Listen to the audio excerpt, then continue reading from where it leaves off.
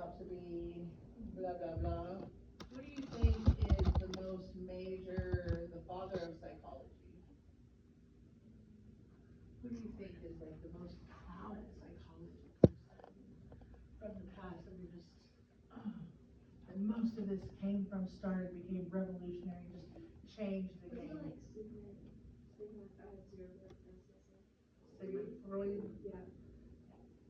A lot of people knew because he's very well talked about, right? Because he was, everything he did was around sex. Until we get to human sexuality, and then there's some real sickos, and they're called the Kinsey Institute, where they, did lots of things when it came to sex and people. Actually, the father of psychology is Wilhelm Wundt. He was a German. They considered him the father of psychology. But has anybody ever heard of him before? No. He looked at psychology as a science instead of before, where they're like, oh, they're demon possessed. Give them a lobotomy, that'll put them right out. Throw them in an institute. He's like, no, it's a science. And then he also coined the name psychology. And then it should be conducted like a science. So he really revolutionized the way that we went about psychology. So, he focused on mental processes, reaction time, attention, the way we perceive things around us through sight, hearing, touch, other senses. Do you know, fun fact, that your perception is everything? 110% of the time. If you can change your thoughts, you can change your life. You hear in counseling, they talk all the time about CBT, right? Cognitive behavioral therapy. What is that? It means you have a thought, you have a feeling, and then you have a behavior. But what brings people into counseling? The behavior. Well, you got to go backwards to change the thought, and then go forward. Or what we come to believe, like, I'm not good enough. I'm always going to be a failure. I'm not worthy. I'm a model. And a lot of those will create a childhood and carry with us, sadly. But he didn't have a way to investigate the structure of mental processes. I mean, how do you do that? How do you capture some of these mental processes? And how do we put that on paper and standardize it into a test? Quite a task, right? Yeah. So he relied on introspect, people looking inside of themselves to come up with why they would do the things they would do, what mental activities took place, what they felt,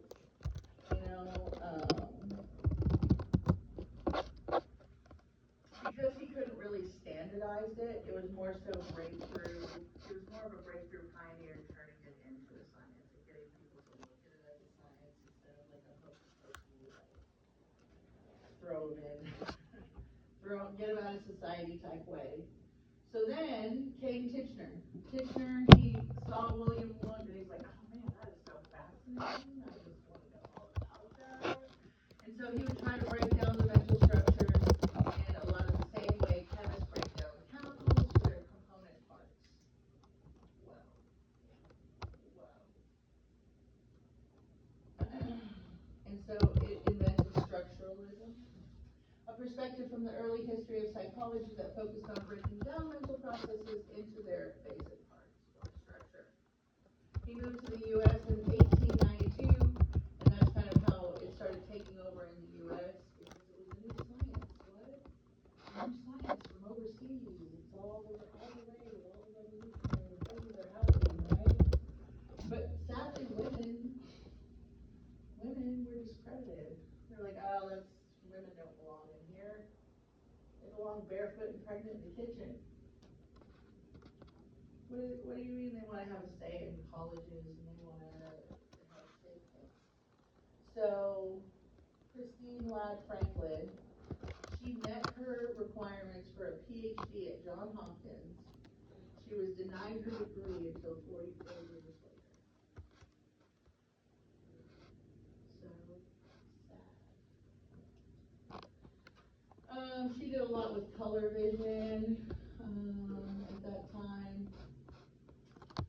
of men were chauvinists towards women, of course, because they're men. Structuralism faded as psychology expanded in the U.S. and took functionalism, a perspective from the early history of psychology that focused on the function of our mental processes and behaviors. So, structuralism tried to determine what mental processes are. Functionalism tried to determine what mental processes are for. Their purpose, their value to the person performing them. So there might be like a reward system in there, right? For some things that we choose to do. What? So then came good old William James out of the U.S. He was a psychology professor. He started looking into some of these things, and he was like, oh, yeah, look at all these studies, look at all these things. But he came up with the principles of psychology, which was used to kind of give us a baseline, then introduce the radical Sigmund Freud. And what did Sigmund Freud invent? Psychoanalysis. What is psychoanalysis? A perspective in psychology created by Sigmund Freud that emphasizes the unconscious mental activity and long-lasting influence of childhood experiences. He basically felt like, which is a whole lot about this, felt like everything comes down to sex. Everything. You know, and then the oral, the phallic, you know, in the infancy stages, like they had to have those needs met, and if they weren't, then people would get them met as adults, you know, like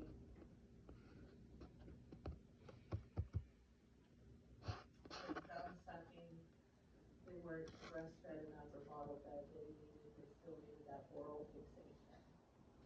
You know, whatever but here was the thing, you know, because he put everything in sex. He smoked cigars all the time, so what was he putting into his mouth all the time? A big long pole? And so they'd be like, Freud, so everything's based around sex and you got these cigars, so what's that mean? He goes, sometimes a cigar is just a cigar. So, yeah. It was okay for him.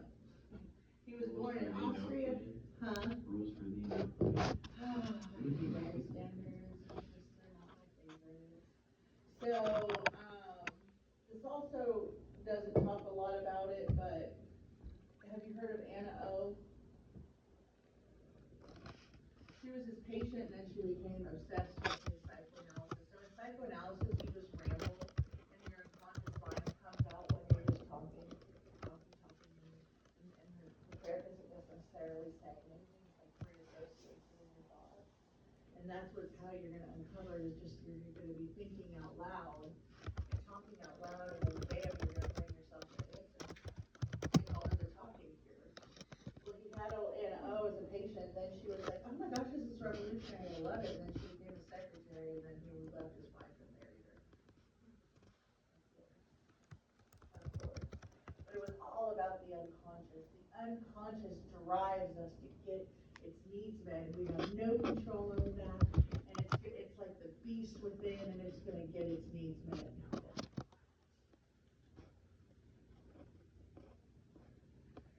So, yeah, he became pretty popular, if you can imagine. And then it was like, the crazy thing is like everybody was started doing it. It was like the newest fad, like Ozempic. It was like, oh my gosh, everybody's doing it. You know what I mean? And everybody used it. The thing is because they didn't really have a way to standardize it though. You know what I mean? Free association, free thought, all there. How do you standardize that?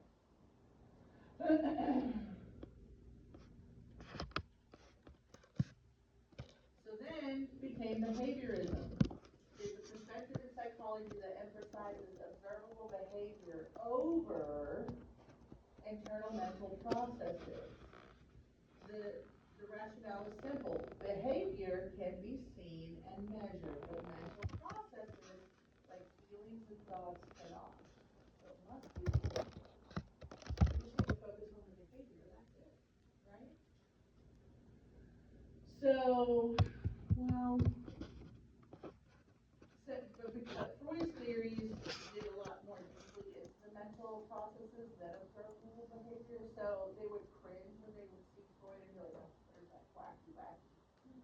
there's that quacky wacky.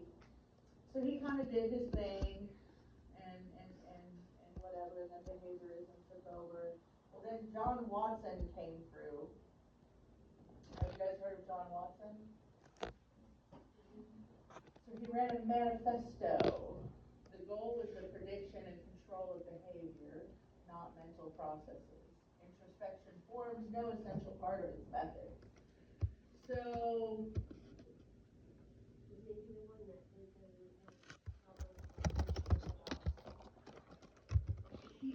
Pavlov was the one that did the research with the dog. He kind of took it over and picked up a little scheme, but then Pavlov, he wasn't even in psychology. He had a Nobel Prize in, he studied digestion.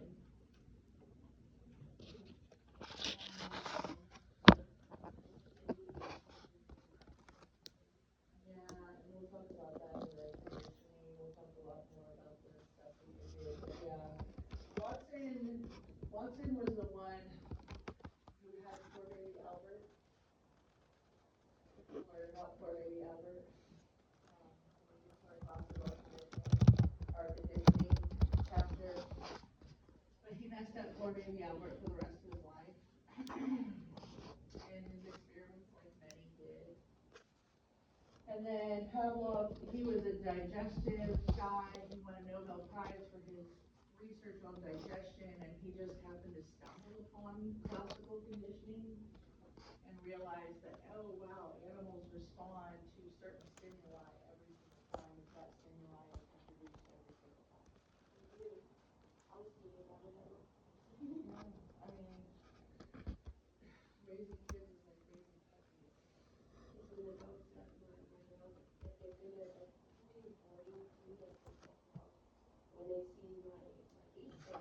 and I'm writing foundations on the board to do it, I take them outside, they know if they look at their feelings of it. Yeah. Oh my gosh, yes, yes, yes.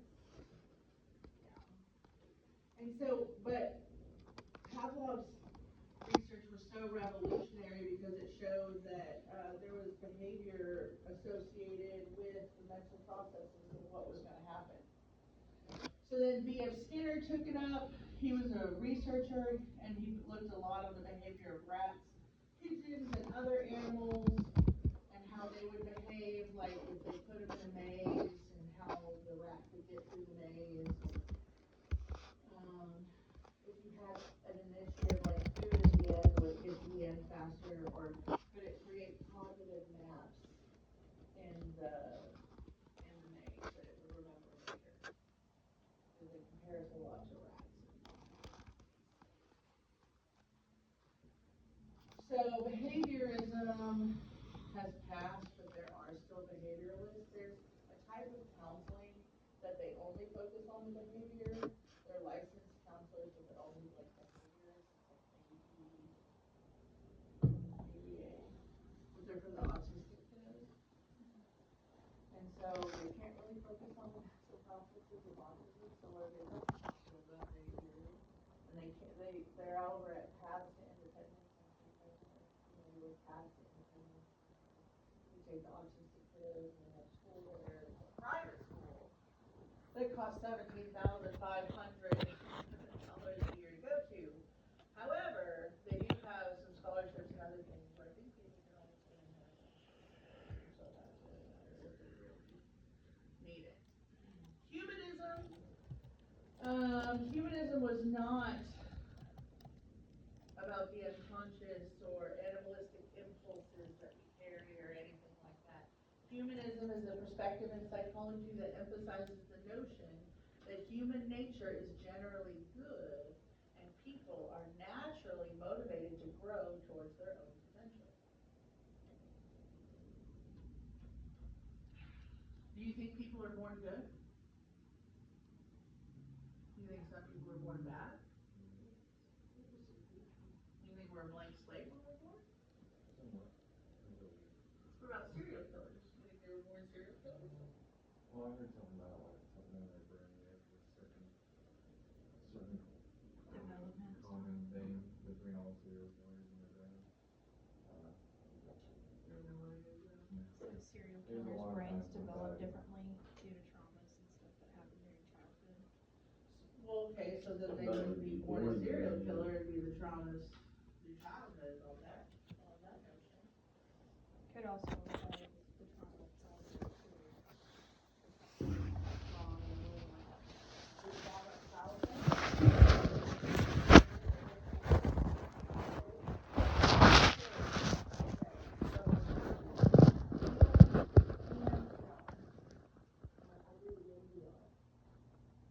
In EMDR, you can go back to birth. Do they remember? Absolutely not. I don't want to remember.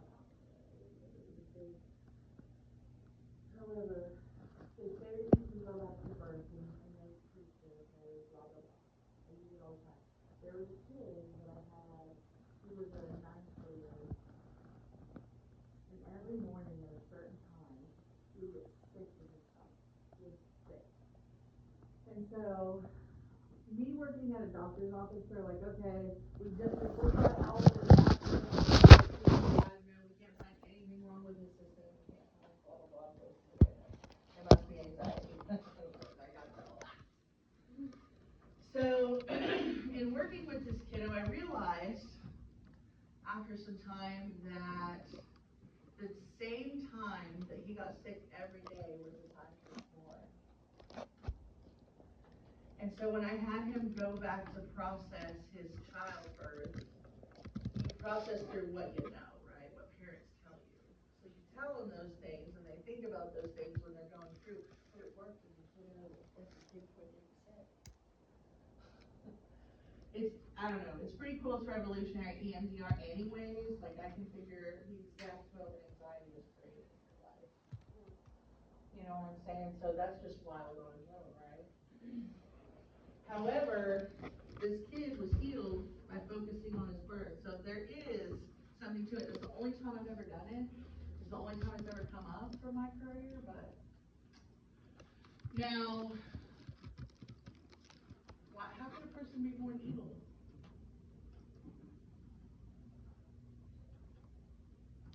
Now, there's certain things that we have to have.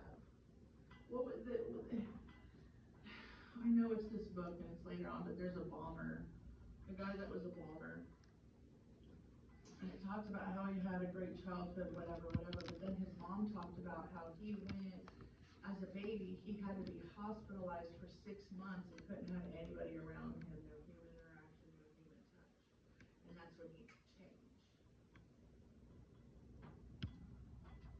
And then was cold and distant from people like the rest of his life, and didn't really connect when he left moms places. When he got older.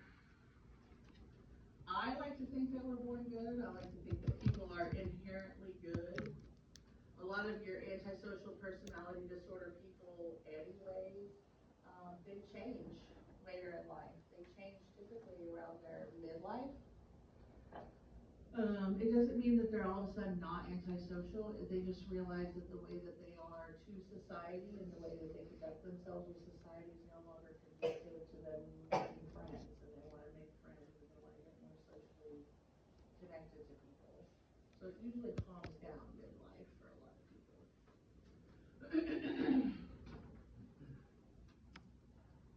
So Carl Rogers wanted you to move into self-actualization. Do you think that you're moving into self-actualization by coming to college? Do you think you're coming closer to your true self?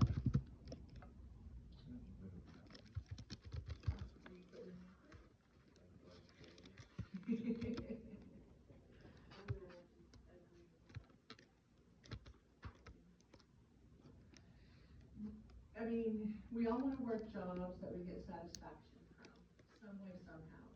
Some of us are problem solvers, and we like to go in there and figure out where the problems are and fix it so everything runs more efficiently. Some people like to work one-on-one with people. Some people want to be nurses and know that they're helping the health of people. Some people want to be counselors and want to know that people can be empowered in situations where they felt powerless.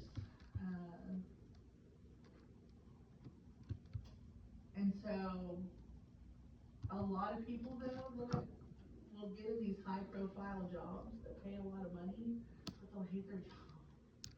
And then they'll come see me because they're depressed and their antidepressant isn't working anymore and they're tired of upping their antidepressant. What do you think? They don't wanna change the income that they've adjusted to.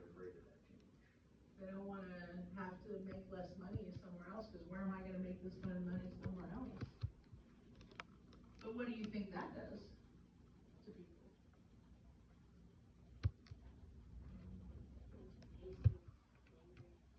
Probably, because why? The solution that's never entertained. It's self-betrayal. I know what I need to do, but I'm not gonna do it. You get burnt out pretty easy. You get burned out. I feel like a slave to your own self-praise.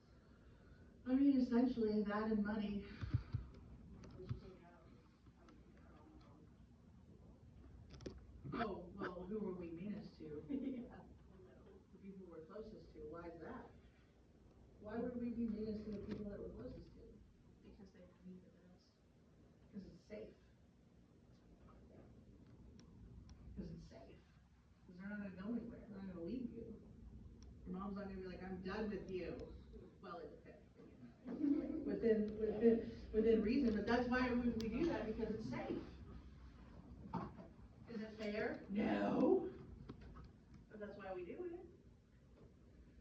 And so, you're not self-actualizing if you get into a career where you're just like, okay, I wanna make a bunch of money. If you're not happy in the end. They say money can't buy happiness. I see a lot of very, very, very rich people that are unhappy. I'm just saying. I've seen some really homeless people. Huh? I've seen some really homeless, Absolutely. people that are happy. Yeah. Like, I don't pay bills. I drink all day. That's right. Some sort of problems with drugs, but not all. Well, why do you think people become homeless? What's the number one reason? Well, drugs and just drunk living, trying to see something. Mental health. Mental health is the number one reason. Drugs just kind of perpetuate the homelessness.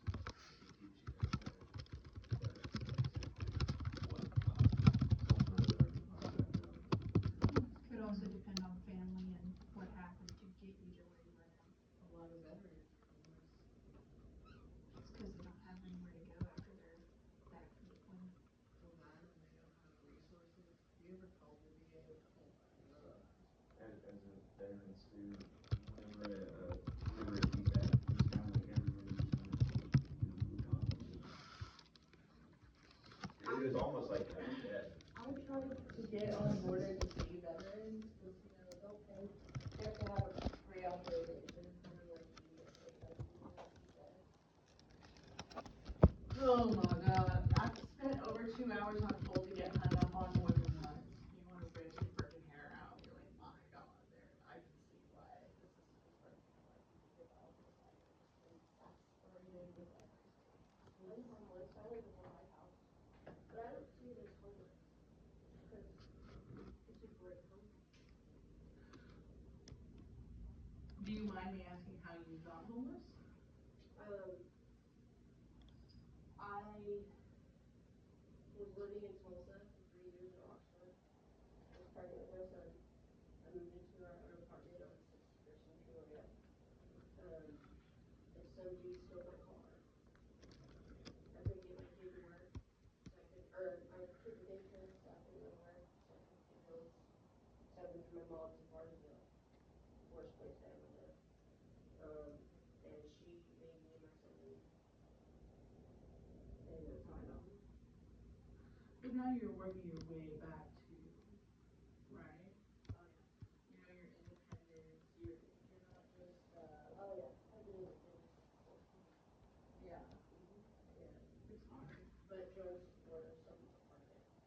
I have abandoned apartments for drugs, and then I've abandoned apartments to go to rehab. I mean, But when people say they're homeless, like, I see homeless more as living on the street like Kent City. The lighthouse were constituted as homeless, but I don't feel like, I mean, it's a great place. I mean, I think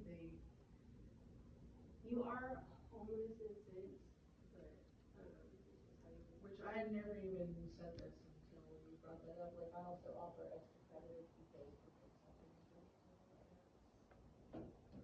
Or if you donate blood, you get extra credit.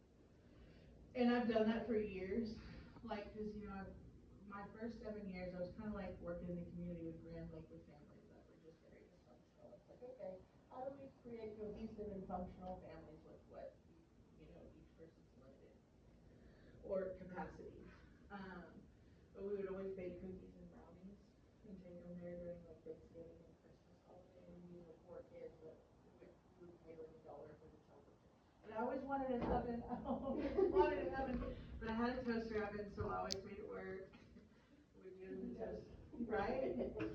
But we would take it up there and it would always get eaten because it was warm and fresh over, you know, the packaged stuff that people drop off. And there's nothing wrong with that, I'm not saying anything against that. But, you know, there makes a difference when somebody brings warm, fresh something and you're like, oh,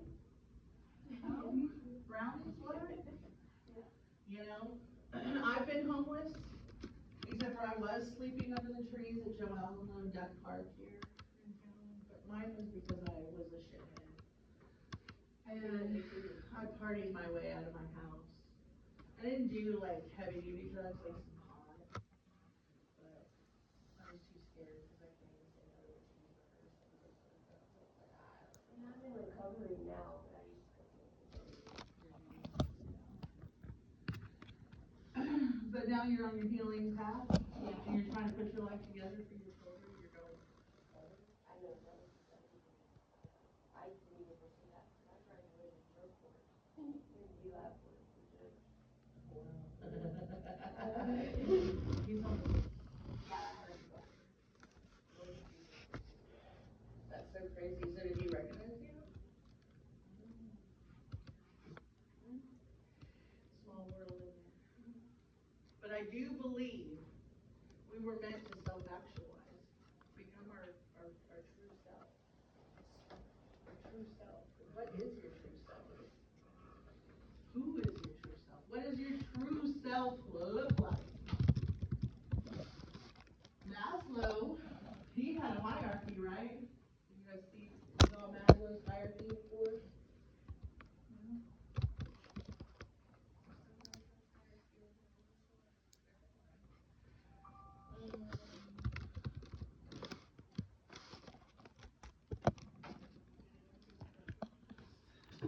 Bring it up here.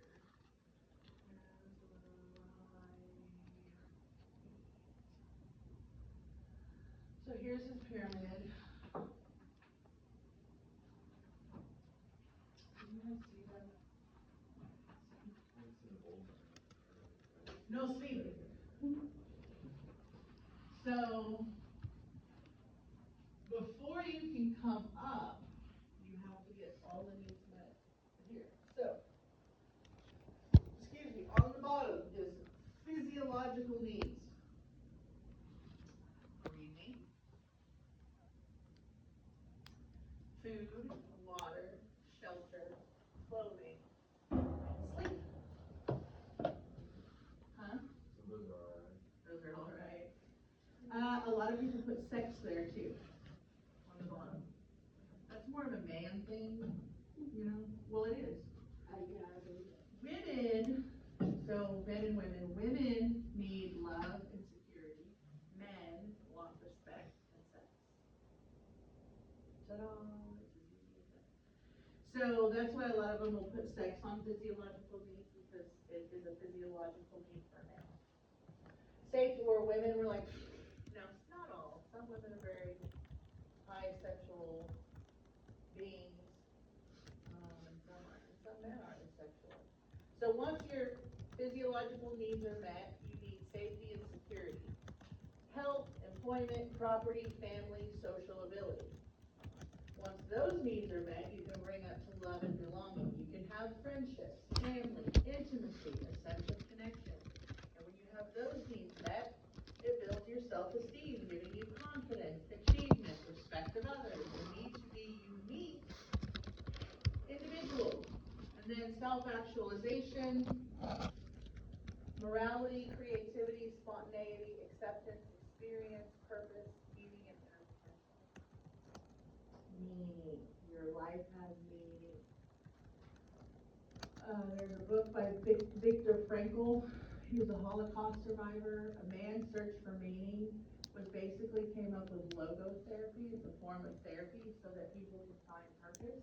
Because when he was in the concentration camps, the very second that he saw people lose purpose, they died. They died. But he had a purpose and he was going to get out of there and he was going to see his family again. And that was his drive, and he made it through the concentration camp, and he never lost sight of that.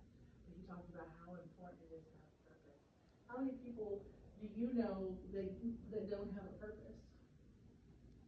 Who do you think struggles with that? A lot of people? See that a lot, like the older, The elderly. when they lose purpose, they die. Or they can't walk anymore, maybe they get wheelchair bound, or maybe they lose the physical ability to be able to do certain things, or reaching, or grabbing, or whatever, or independence. Is that why whenever somebody's like worked all their life, they stop working, and then, slowly, like later as they get older, I mean, it depends on a lot of things. I mean, they may stop work, like they stop work because of retirement. yeah, like they retire, they don't know what to do with themselves anymore because they worked all their life. Yeah. No, for sure. And that's where I'll try to get them plugged into like some volunteering places. If they don't want the commitment of a job, they can volunteer somewhere and give back. There's lots of different places around here. But yeah, purpose is important. Purpose. So if you don't really give a purpose, a lot of people don't know why they're living. They don't have a purpose. What's my purpose?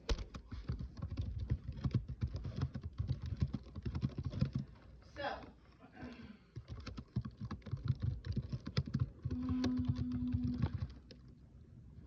new school psychology, multiculturalism, I think we're pretty familiar with that. Evolutionary psychology, cognitive psychology, neuroscience, psych, social psychology. Multiculturalism is just realizing, there's different cultures and different ways that people go about things with their culture, their ethnicity, their lifestyle. What about cultures that there's there's some cultures in Africa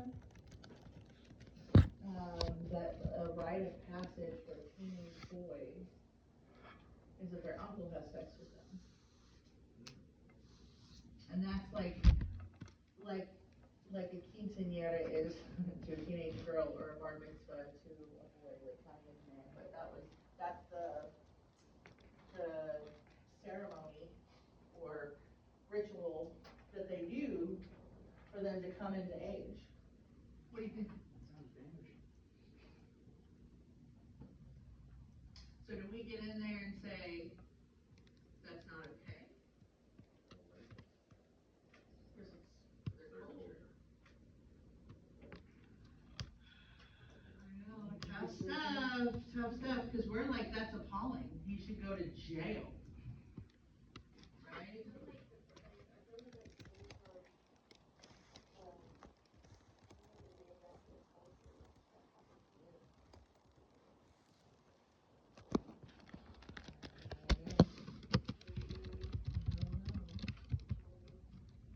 There's also Indian culture where the women are the matriarch, it's all ran by women. And so, if she wants to divorce her husband, she puts his boots outside the door and the divorce can come home.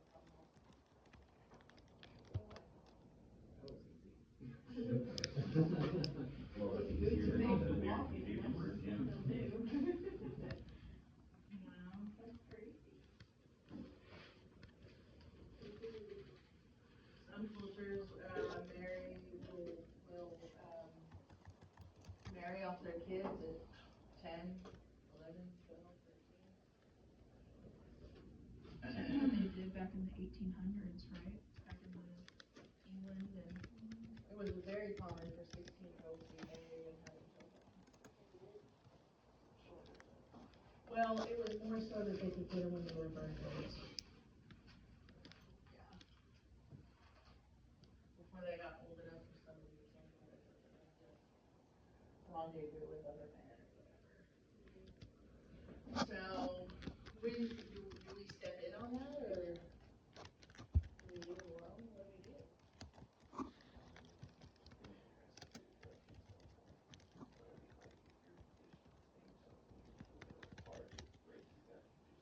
Right off the bat, and it's gonna cope, because people love to fight it. Or bored, I mean. Kind of like what she was saying, is that could have been something that developed by, somebody with some issues that has some power in the past, and it just kind of made it normal, but it doesn't necessarily mean everyone likes it or agrees with it. Like, kind of the way it goes in America, too. So it gets tricky, because, we have the way that we feel, like Muslim women, they'll cover up their whole face except for their eyes, and we're like, be free, what are you doing? Or like, culturally, that's what they do. Pretty sure most of them don't like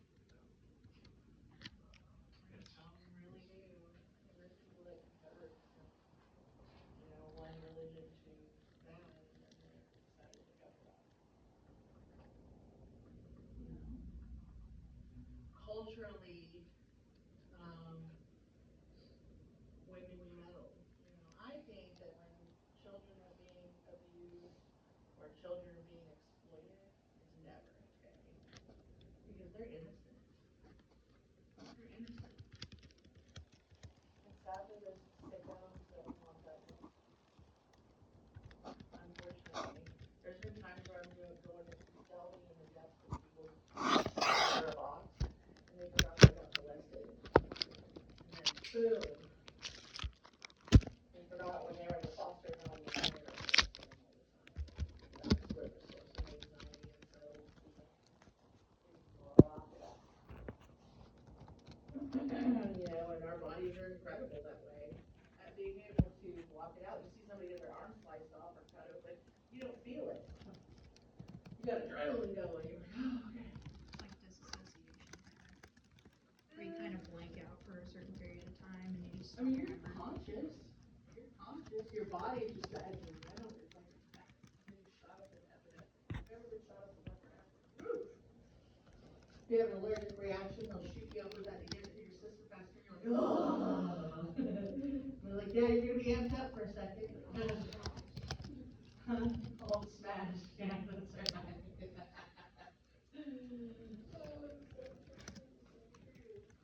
Evolutionary psychology.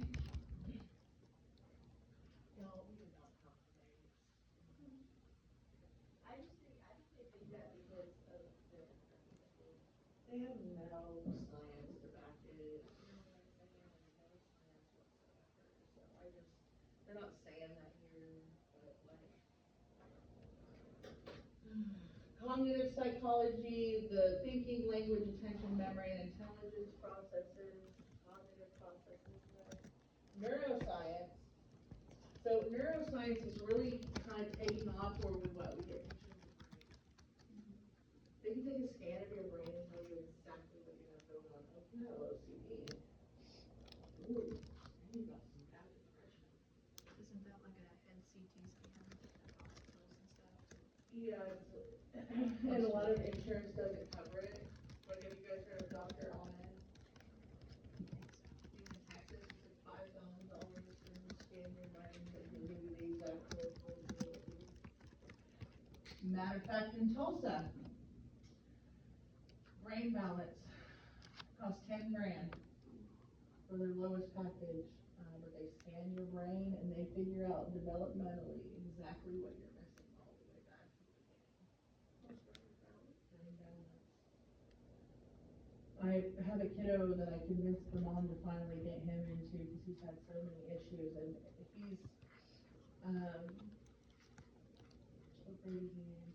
Third. So he's got some things that's missing from when he was in first grade that have to his reactions. But they're gonna go back and they're gonna retrain his brain to be able to deal with those situations step by step. In like 76 sessions.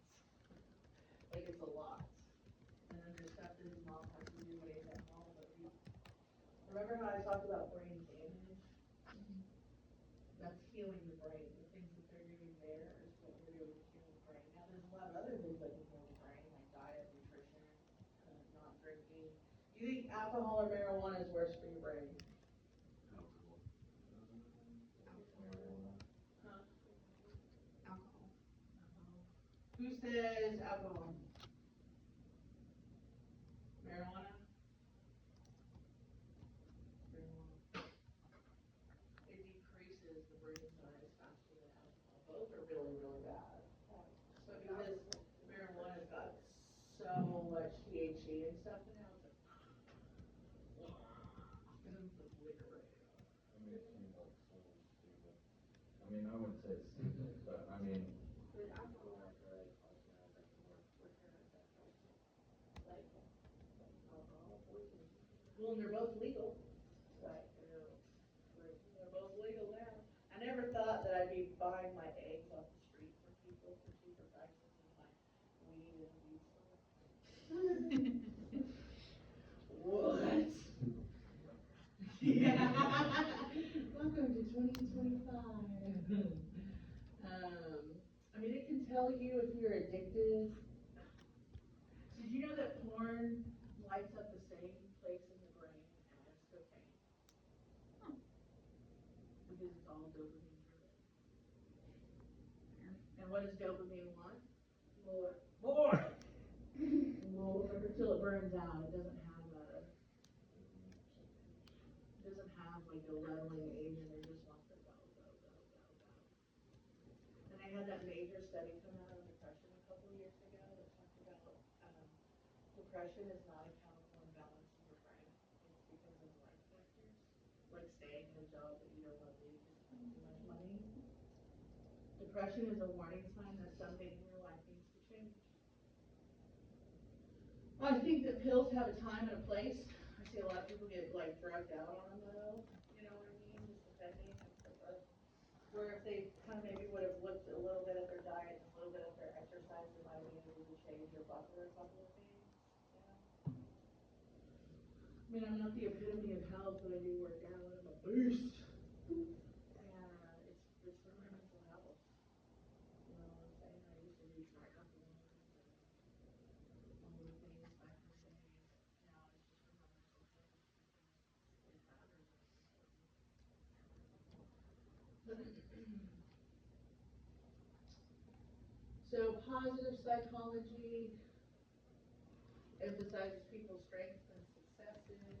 So biopsychosocial is the complete comprehensive. A lot of times if you go to a counselor, they're doing a biopsychosocial assessment on you to see how you are in all your different factors, your biological, psychological, and social factors in your life.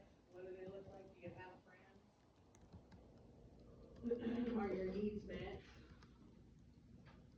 Is there might be some more going on because you have an extreme bipolar mother?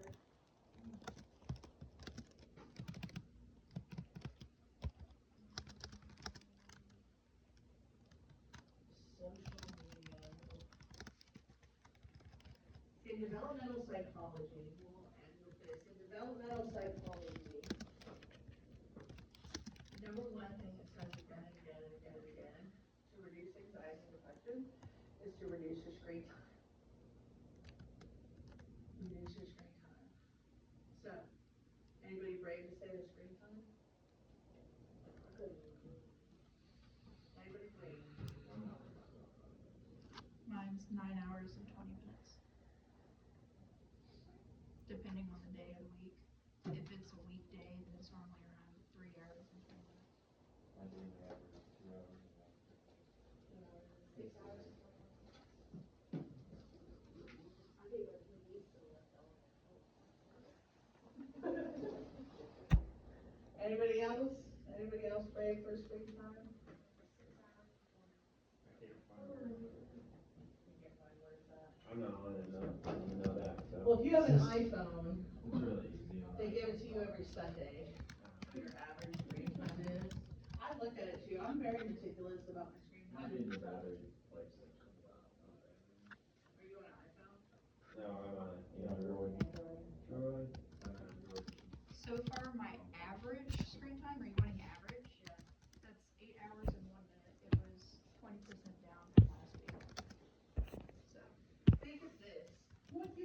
for yourself with one of those hours? Get a hobby. Self-care, self-love. I'm serious. You know why we're stressed to the max and overwhelmed? Because of phones. Our brains are not meant to handle as much information as we take in, and it's mindless, and we can go from one thing to the next. You could be looking at reels or TikToks or whatever, and then all of a sudden something completely different. You know, how many people come to me too, and they're like, "This is what I have on the TikTok. This is me to a T. This is what I have." The White House makes you turn your phone off at 10 o'clock. Oh, does it? I guess everybody does. I can't find it. Yeah. Well, you got your own room. They got 40 in one room. So I was just close, I said, no, it's not. It says it had like 3 hours. Yeah, mine's about 3.5 hours. Yours is what? About 3.5 hours. You think you can do something more constructive with more than that? Mind, body, spirit? I mean, it's gonna be in the 70s next week.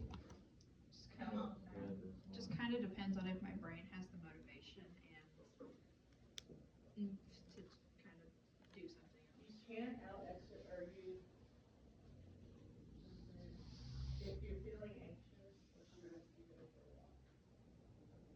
My daily average screen time is 3 hours. I was gonna say might not even be that because I mostly just use it for like rideshare stuff.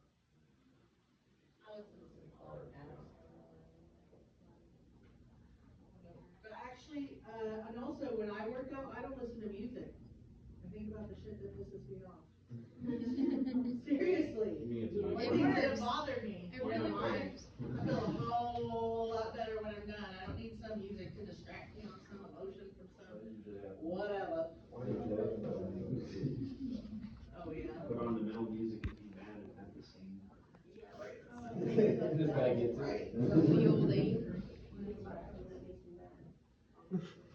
And one more thing, one more tippy tricky before you go. If you can't fall asleep because you can't shut off your brain, settle it. Like, oh, how's it gonna go? Well, it's gonna go how it goes. Or I really need to get the dishes done. I got all these things that I need to get done. I got homework and my house is a mess. Okay, I'm gonna focus 15 minutes on my laundry, 15 minutes on my dishes, and an hour on homework. I just end, Settle it with I just yourself. end up just going through everything and then like, there's nothing else to talk about. Somebody taught me like the 1% method, like, don't be like 100%, like better the next time, just do a 1% like improvement every day. Take baby steps. Baby steps. I like it. All right, be safe, be legal, make good choices. You got a paper.